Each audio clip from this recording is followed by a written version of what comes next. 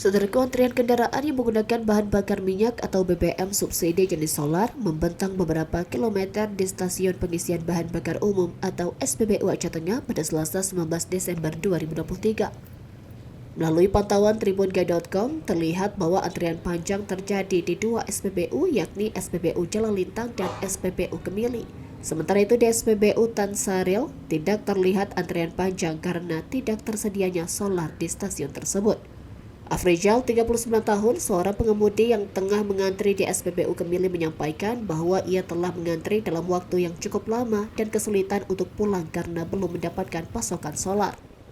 Ia menyatakan bahwa akibat antrian dan keterbatasan pasokan BBM jenis solar, kadang-kadang ia tidak bisa bekerja karena kendaraannya kehabisan bahan bakar. Menurutnya, antrian sudah terjadi sejak beberapa bulan yang lalu, tetapi kondisi paling parah terjadi pada bulan Desember ini. Pengemudi lainnya, Ilham Maulana, 26 tahun, juga mengeluhkan kesulitan beraktivitas akibat kelangkaan dan panjangnya antrian BBM jenis solar. Afrizal dan Ilham berharap pemerintah dapat mencari solusi terhadap kondisi kelangkaan BBM di Aceh Tengah. Mereka menyatakan bahwa kelangkaan BBM jenis solar membuat mereka kesulitan untuk bekerja dan beraktivitas. Solar, Pak. Ya. Tiba-tiba ngantri gitu kan. Ya. Masyarakat kan perlu solar juga untuk beraktivitas gitu kan, kebun mengantar barang.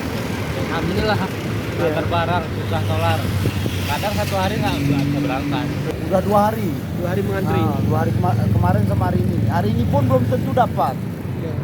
Kalau nggak dapat nanti nggak bisa pulang karena minyak mobil udah res.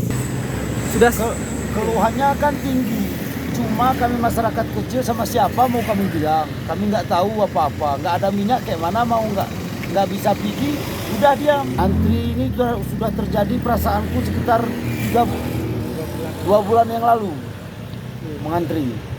Tiap masuk nggak ada yang maksudnya masuk normal nggak ada, pasti mengantri 1 jam, 1,5 jam itu mesti ada. Dari Aceh Tengah, Alka Mahati Ara, Tribun Gayo.